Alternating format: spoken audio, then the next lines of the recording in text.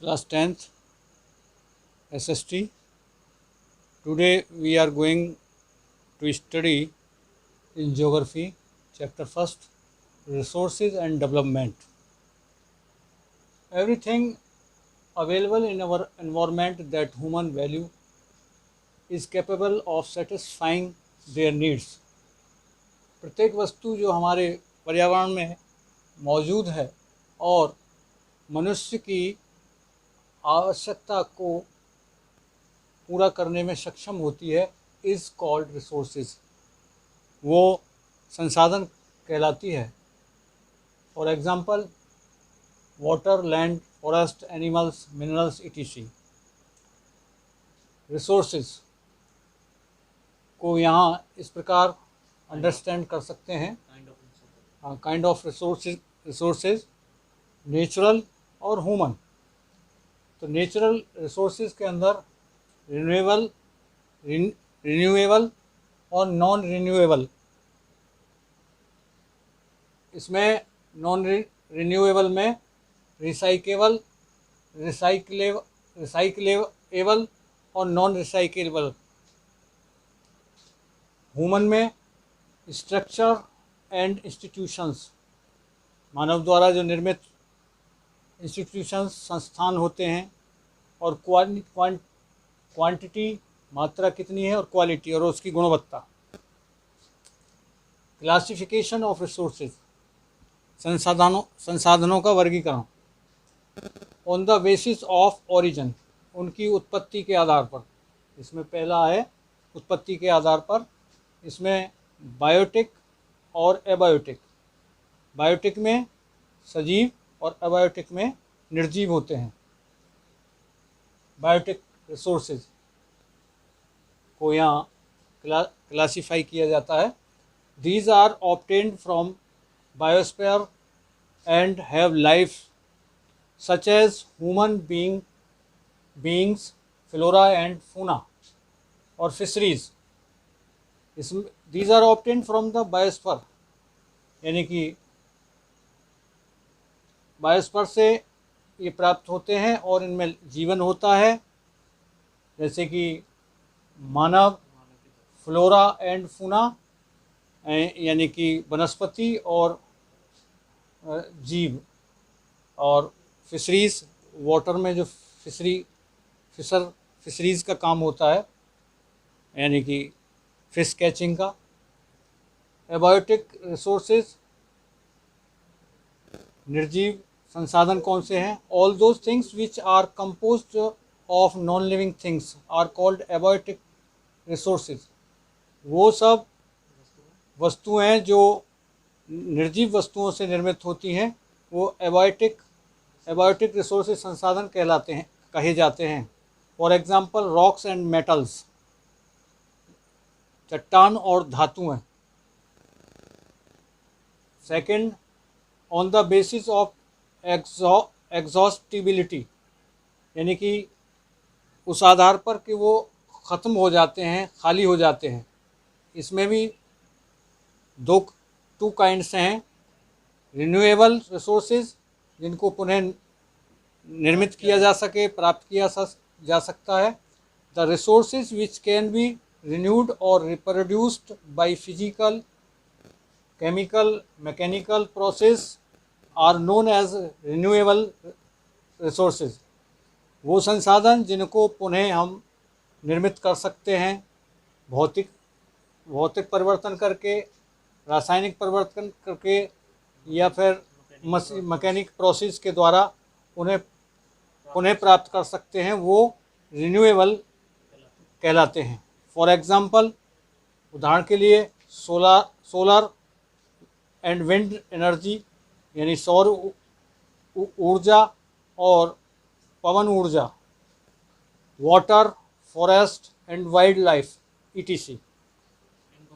पानी और वन और वन जीव, इनको हम पुनः प्राप्त कर सकते हैं. नॉन रिन्यूएबल रिसोर्सेज, जिनको पुनः प्राप्त नहीं किया जा सकता. These occur over a very long geological time, इनके निर्मित होने में बहुत लंबा समय लगता है। Minerals and fossil fuels are example of such resources. Minerals यानी खनिज संपदा और ये आपका फ्यूल्स जो हैं, इनको बनने में बहुत लंबा, प्राप्त होने में बहुत लंबा समय लगता है। यानी कि मिनरल्स जो हैं बरी फ्यूसल फ्यूल्स जो है बरीड हो जाते हैं, जैसे कि जो enormous creatures of the sea हैं, they take a long time to become oil fossil fuels on the basis of ownership. मालिकाना हक के आधार पर भी संसाधन को होते हैं। इसमें फर्स्ट है ए इंडिविजुअल रिसोर्सेज, व्यक्तिगत संसाधन।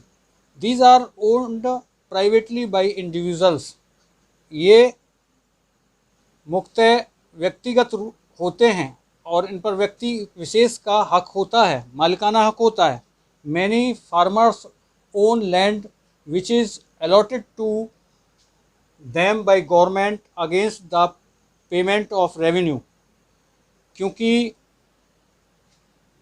बहुत से किसानों के पास ज़मीन होती है, कुछों के पास 2 बीघे, 4 बीघे, 10 बीघे, 50 बीघे, which is allot to them, जो उनको अलॉट की जाती है सरकार के द्वारा, by government, against the payment of revenue. वो लगान देते हैं, उसके आधार पर उन्हें सरकार द्वारा भूमि आवंटित की जाती है। कम्युनिटी ओन्ड रिसोर्सेज, फिर इसमें दूसरा पॉइंट आता है सामुदायिक आधिपत्य वाले संसाधन। These are accessible to all the members of community, for example public parks, picnic spots, playground. ये इन पर हर एक व्यक्ति जो सोसाइटी का, समुदाय का जो सदस्य होता है, वो सब उसका उपयोग कर सकते हैं। नंबर 3 सी नेशनल रिसोर्सेज, राष्ट्रीय संसाधन। All the resources belong to the nation. सभी रिसोर्स, सभी संसाधन राष्ट्र से संबंधित होते हैं, राष्ट्र के होते हैं। The nation has legal powers to acquire even private property for public goods. यानी कि सरकार को सभी संसाधन सरकार के होते हैं, क्योंकि राष्ट्र को वैधानिक शक्ति होती है किसी भी व्यक्तिगत प्रॉपर्टी, संपत्ति को एक्वायर करने की, लेने के लिए, फॉर पब्लिक गुड्स, जनता की भलाई के लिए। मान लीजिए सरकार को सड़क बनानी है, तो वहाँ जो भूमि आएगी उसको एक्वायर कर लेती है, ले लेती है, चाहे उसका उसे मुआवजा देना पड़े या रेल की पटरी बिछानी है, तो उसके लिए हमारी खेत को, ज़मीन को सरकार एक्वायर कर लेती है, ले लेती है, जन साधारण की भलाई के लिए।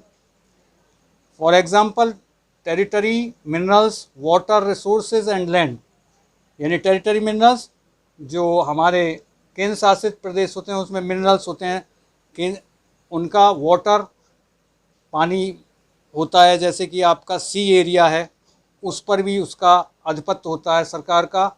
एंड लैंड, मान लीजिए अभी आपने सुना होगा वाटर रिसोर्सेज क्या है, चाइना ने दक्षिणी चीन सागर में वहाँ पर जो है अपना आधिपत्य जमा रखा है, और वहाँ पर उसने एक आइसलैंड तैयार किया है सीमेंट वगैरह डाल करके, और उसको जो कि अपना हक जमाने के लिए।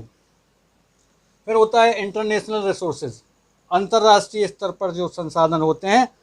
There are international institution which regulate some resources. कुछ अंतर्राष्ट्रीय संस्थाएं होती हैं जो कुछ रिसोर्सेज को उन चलाने में वो कुछ रेगुलेट, कुछ नियम बनाती हैं। द ओशनिक रिसोर्सेज, जो समुद्रीय संसाधन हैं, beyond 200 kilometres of the exclusive economic zone belong to the open ocean. यानी कि ओशनिक रिसोर्सेज जो समुद्री संसाधन हैं जो 200 किलोमीटर से परे होते हैं, जो इकोनॉमिक जोन से अलग, कोई भी राष्ट्र, कोई भी देश 200 किलोमीटर तक समुद्र पर अपना क्रियाकलाप कर सकता है। बाकी जो उससे, उस जोन से अलग होता है, वो ओपन इंटरनेशनल रिसोर्सेज में आ जाता है, और उसका अपना आधिपत्य नहीं होता उस पर।